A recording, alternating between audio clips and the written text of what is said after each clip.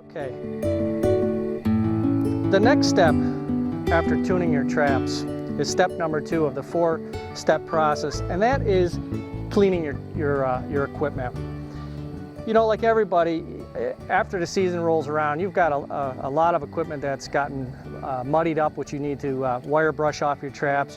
You have a lot of gunk associated with your traps, and you got to make sure you remove a lot of that gunk prior to the dyeing method. And today I'm going to teach you how I do it. And the whole idea behind it is just to remove that wax and gunk so that the dye that you're going to apply to your traps adheres to the steel. Years ago, they used to have a couple products on the market, and that was Lye and Santa Flush. As of today, I don't know if they're still offered on the market because of their very caustic nature and a little bit dangerous for using to remove rust and oil and wax on traps. There is a product out there called Wax Be Gone. It's much safer to use and a relatively easy process to remove the gunk off your traps. You need to ensure that you reach your water level, your water temperature up to close to 200 degrees. And we are just about there, it looks like. Yeah, we are there. All right, once you get it to there, you want to bring your water kind of to a simmer and hold it right there. You don't need to boil the water. So with the regulator that I have with my propane tank, it's a lot easier to do than if you were using a wood fire. So I can turn this down a little bit, ensure that I've got the right temperature of the water, and I'm ready to go. Okay. I have about 5 gallons of water that I brought to a 200-degree temperature. The manufacturer recommends 2 quarts to every 2.5 gallons. I'm sorry, I take that back. 1 quart for every 2.5 gallons. So you're going to have a half a gallon of Wax Be Gone to 5 gallons of solution.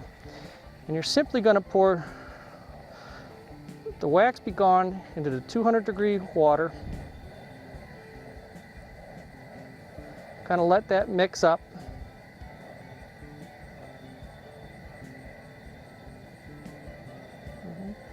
Now, I recommend gloves, eye protection if you have it. Always be, anytime you're working with something that has a caustic nature, to be very, very careful.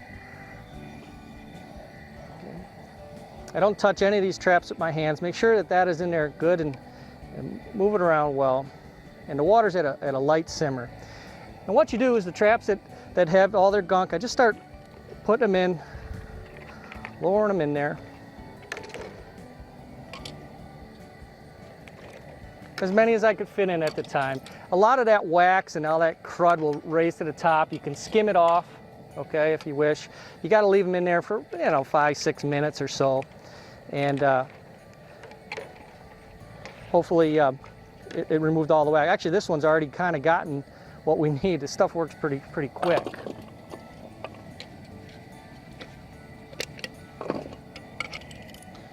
Bigger traps, obviously, you're going to get less of them in that water. And remember, the water is going to cool down putting in these cold traps, so you got to try to maintain that 200 degrees. And if you're using a propane tank, it's easy to do because you just turn it up.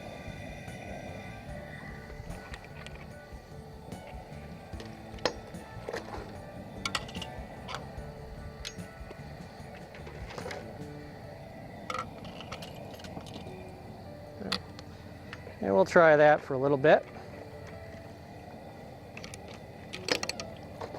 Okay. Let them soak for 5-6 minutes, and you can already see the gunk kind of coming to the top of this barrel. And I kind of agitate it a little bit just to get it so a lot of that loose wax gets to the top and those oils. And for a skimmer, I use nothing more than a little coffee can and slowly skim off any of the gunk that's at the top and throw it on the side. And it gets working relatively quick, and it's certainly a lot easier to use than if you were using some of those caustic items I mentioned with you, and that was Santa Flush and Lye. Okay, so I'm going to pull this one out just so I could show you really what you have.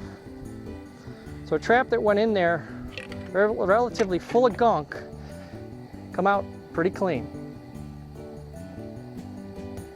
And I'm going to show you one more time, just so you get an idea of what you're really looking at.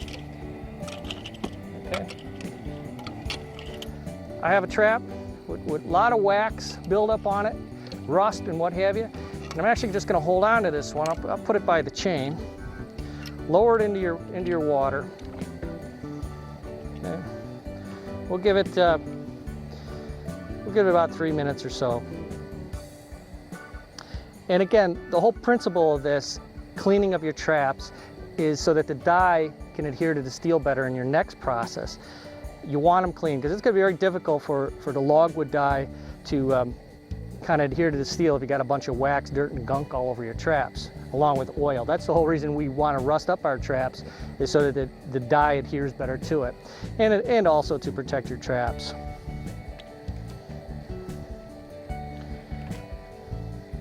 And again, I like to agitate those traps in there a little bit, okay, just to get a lot of that oil and gunk that comes to the surface quicker, okay. We're going to give it about 1 more minute. And you'll continue this process through all your traps, all the equipment you need to be cleaned up. And for today, I've got enough that's going to keep me busy all day, but we've got weeks worth of traps we've got to clean. This is a relatively simple, fast, and effective way of doing it. Okay, there again. You can see how that trap went into the water. You can see how it's kind of getting shiny already. Okay. All right. All that wax that was on that trap and all that gunk is now cleaned off, okay, even between the springs and all the nooks and crannies. So begin the process of cleaning your traps so that the next process you can dye. We'll get on with cleaning the bunch we have here, and the next process will be boiling the logwood dye.